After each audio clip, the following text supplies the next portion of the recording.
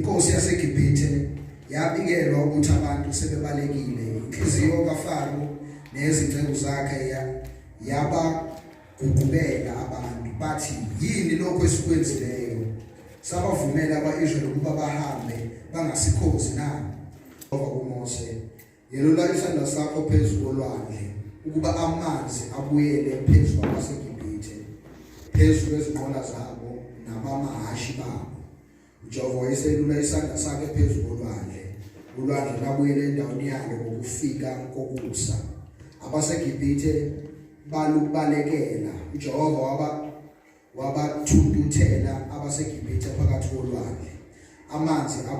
amanzi abuyela asibekela izinqola nabamahashi nayo yonke impi kaFaro eyangena elwandle emva kwazo akwasala ngoyedwa kubo. Amen. Hallelujah. Amen. Can you please close your eyes? Father, this is your word. Speak by your word, by your Holy Spirit. In Jesus' name, amen. Amen. Can we please close our Bibles? Today, I want us to discuss few things.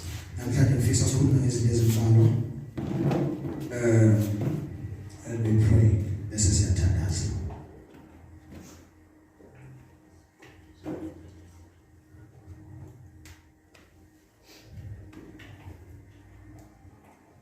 If I may say, our prayer item today would be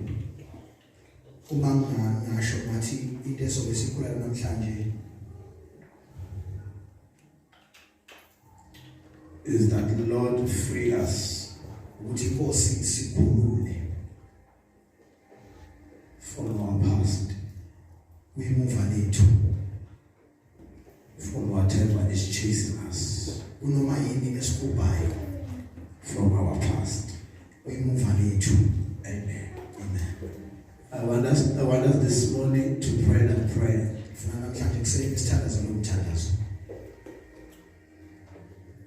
So this is a famous history of Israel. And it's recorded that after they were freed by God, after they were freed by God from the bondage of Israel, when they were slaves of Egyptians, the Lord brought a great deliverance through the blood of the Lamb.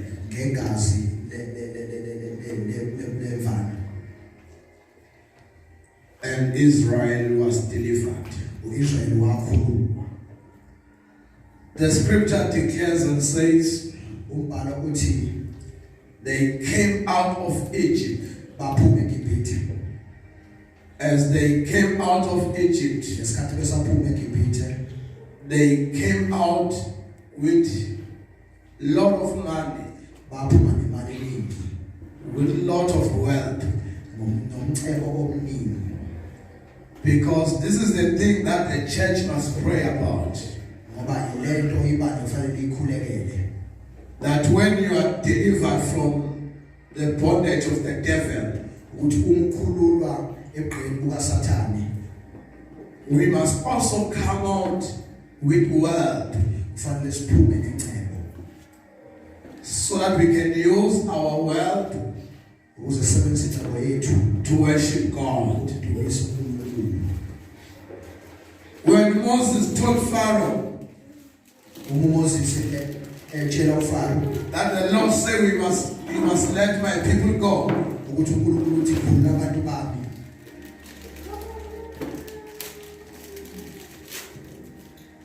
Pharaoh said, I will let you go with your people, but I won't let you go with your cows, and all your wealth must remain behind.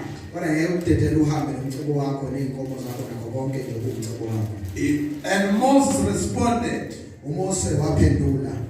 What no Pharaoh, wathi cha kuFaro as we are departing here, ngoba sihamba kule ndawo we are departing with our wealth. sihamba nengcebo yethu We won't leave our wealth behind. angeke siyishiye ingcebo yethu emuva.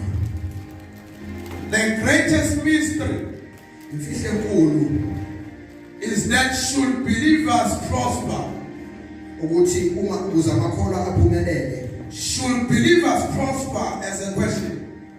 ukuthi uma amakholwa engaphumelela, Are believers allowed to prosper? amakholwa avumelekile ukuthi aphumelele. The answer yes, they must prosper. Impendulo uyebo, kufanele bephumelele. They must have wealth. Kufanele bebe nengcebo.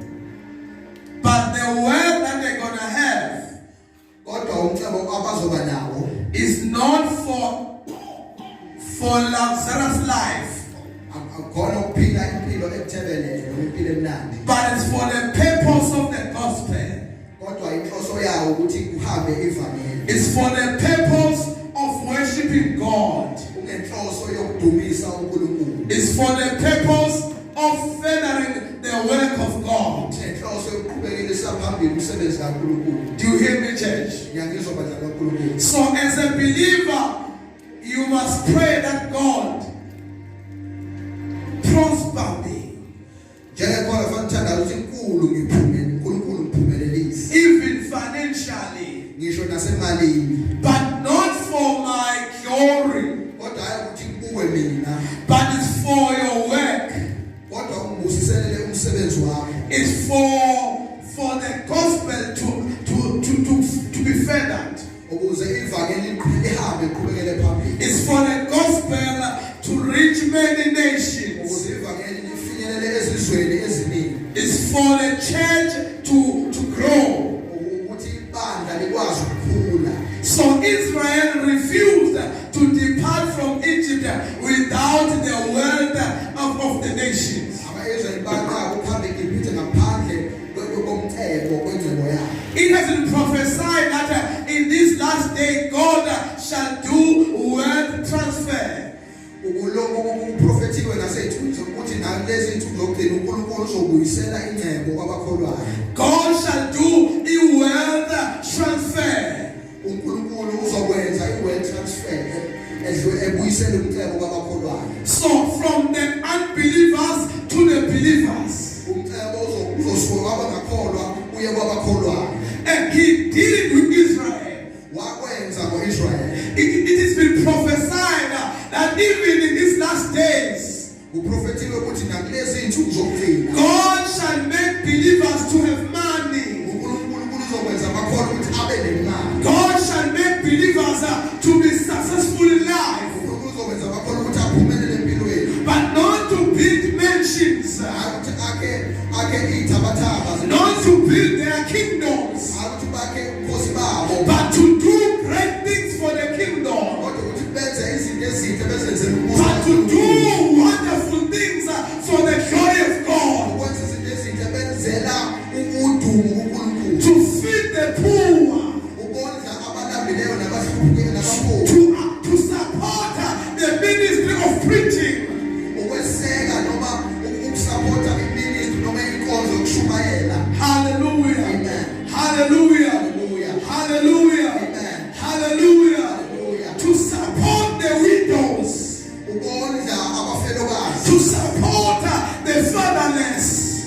Ukondla abangenabazali. God wants to be the father of the fatherless. uNkulunkulu ufuna ukuba ubaba wabangenababa. But he must do it through the church. Kodwa kufanele ekwenze ngebandla. If the church has no money, Uma ibandla lingenamali, God cannot be the father of the fatherless through the church. uNkulunkulu akakwazi ukuba ubaba ongebandla. He can't be the husband of the widows. Akakwazi ukuba umyeni wabafelokazi. He needs the church to prosper.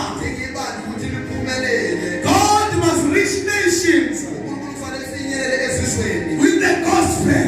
ngevangeli.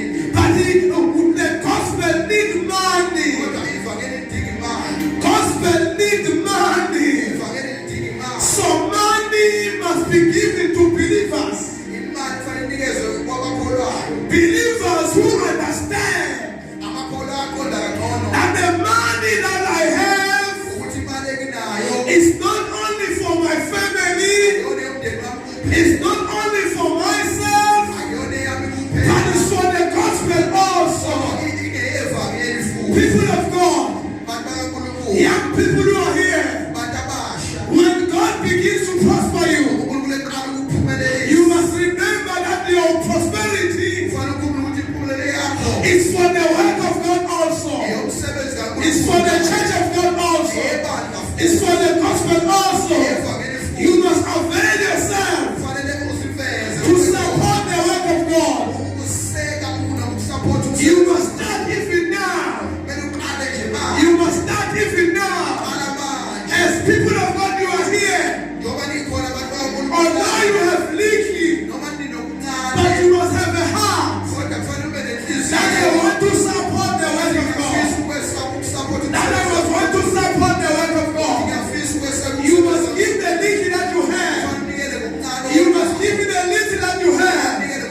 Because you understand. Whatever God gives me, I must share in His work. I must share to the work of God. So we must refuse to depart from Egypt, but with no wealth. Hallelujah. Amen. Hallelujah. Hallelujah. Hallelujah. Hallelujah. So believers must refuse to depart from Egypt with lack. Are you all here? Can you raise your hand and say, I'm listening? Raise your hand and say, I'm listening. Raise your hand and say, I'm listening. You can. Thank you. Refuse to leave Egypt without your wealth. So we must depart from Egypt with the wealth.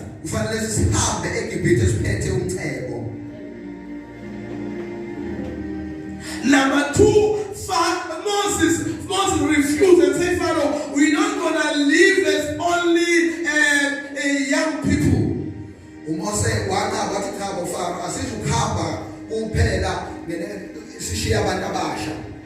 We cannot live as only young people. We cannot live as only old people. But as we're going to refuse, as we're going to leave this place, we're going to leave this place us with our old people and our children. So now our wealth. So number two, as a church and a family, we must refuse to be saved only young people who are saved. We must refuse in the church that is only people who are old who are saved. We must refuse that only women are saved. We must refuse that only Sunday school is saved. But in a family that you are living, all manner of ages.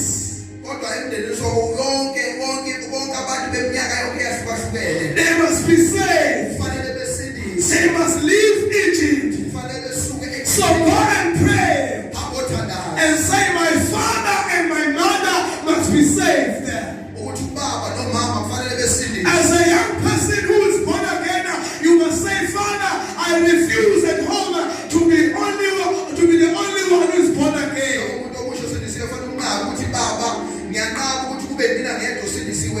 Because each and everyone from our families must be born again.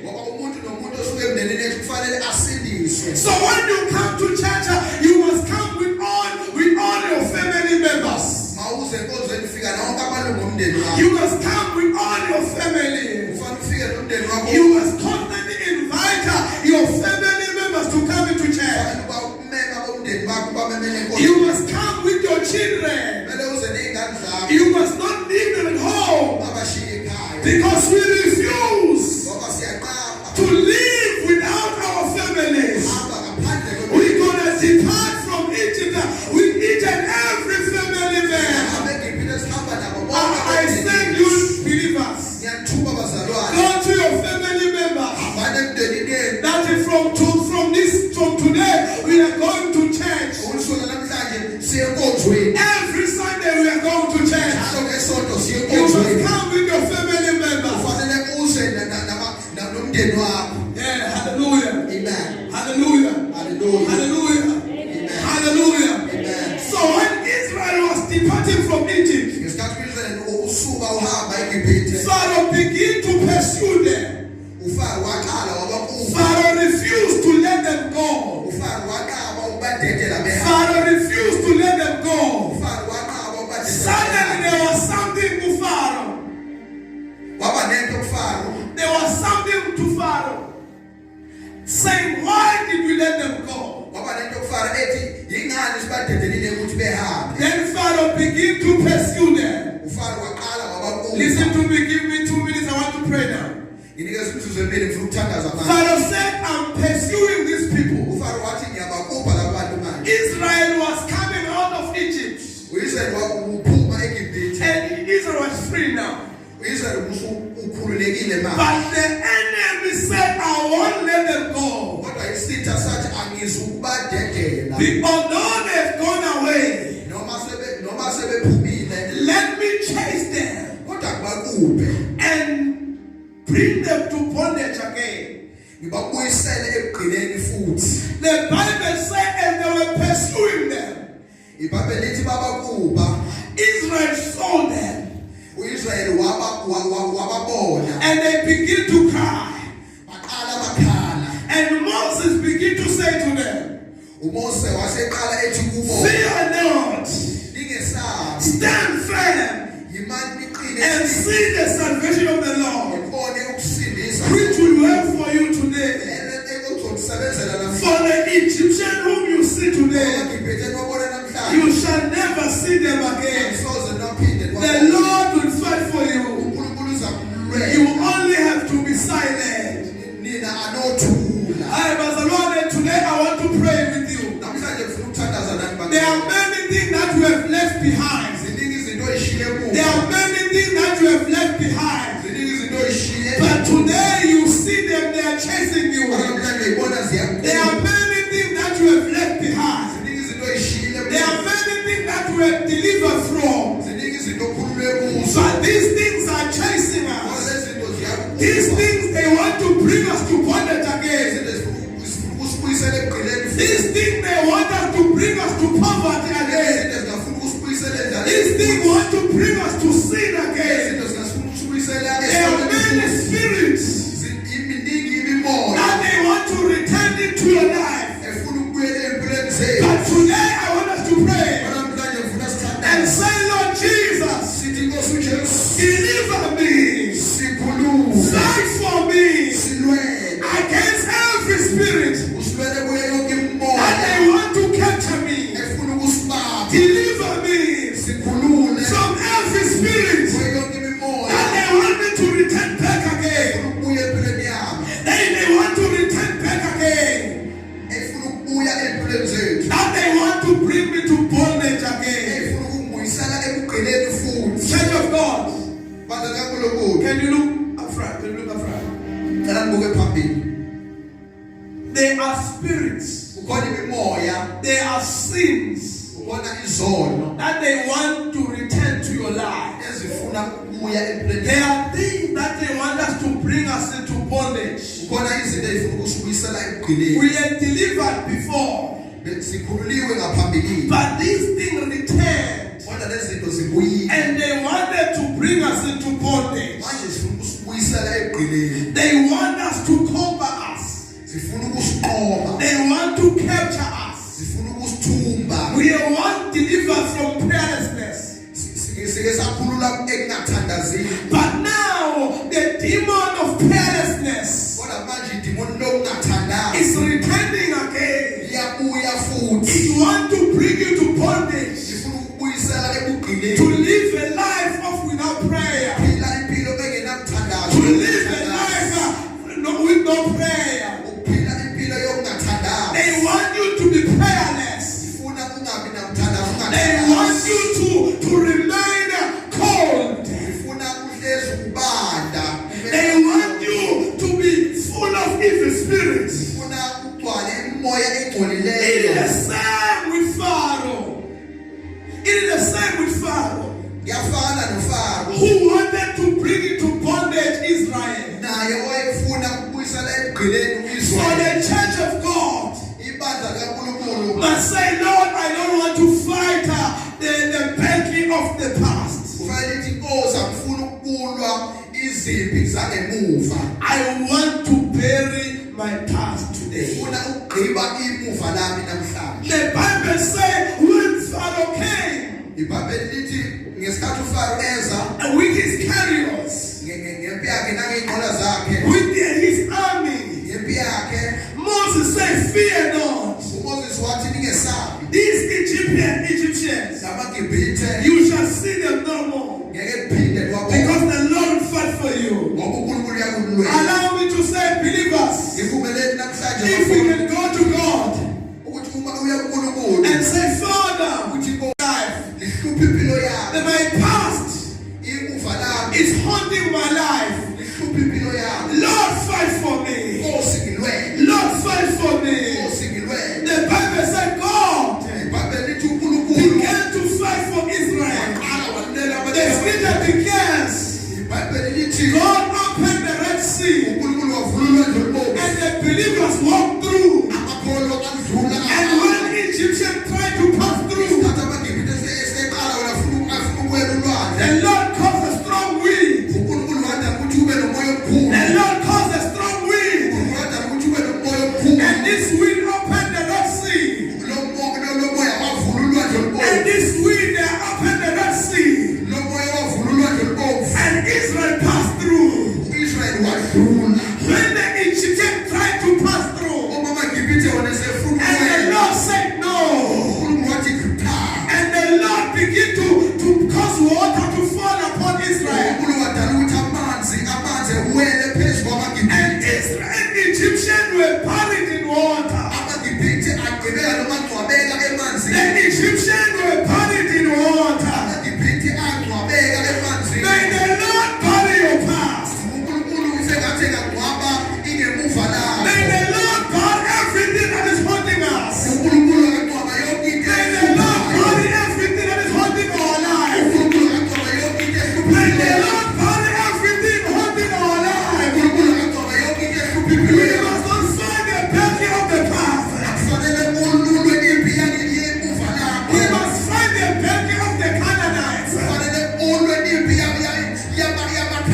Not the penalty of the Egyptians. We must fight the penalty of the Canaanites. Let me reveal to you, child of God. The penalty of Egypt is the penalty of bondage. But the penalty of Canaanites is the penalty of prosperity. It's the penalty of regaining your things. It's the penalty of overcoming and getting your prosperity. We must not fight the past, but we must fight going forward. May the Lord bury our past. May the penalty that you're fighting be the penalty of victory. Be the penalty of victory. Be the penalty of gaining your prosperity. Be the penalty of gaining the promises of God. There are two penalties that the believer encounters once you become born again. The first penalty is the penalty of the past. It's a penalty where you come from. It's a penalty of the things that were once brought you to bondage. It's a penalty of things that once captured you. It's a penalty of the previous sins. It's a penalty of condemnation. It's a penalty of judging yourself. It's a penalty of burying yourself. It's a penalty of self-righteousness. It's a penalty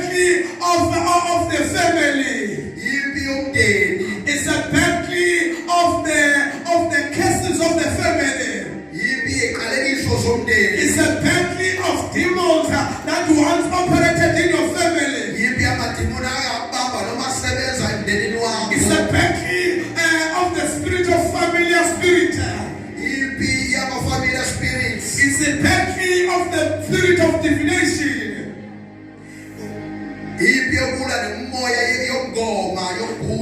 It's a spirit that you must honor. The Lord must bury it. Must bury that spirit. Because he must not live a life where we only find the past. But now we must be ready for one back. The battle of fighting to regain the promises of God. The battle where we subdue nations and kingdoms. In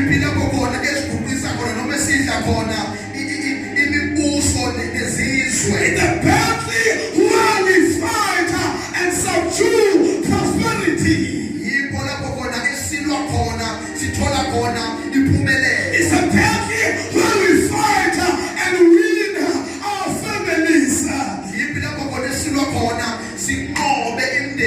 It's a battle where we move and preach the gospel unto all men. It's a battle where we enter cities and nations and preach the gospel. It's a battle where we enter municipalities and get jobs, where we enter places where believers were not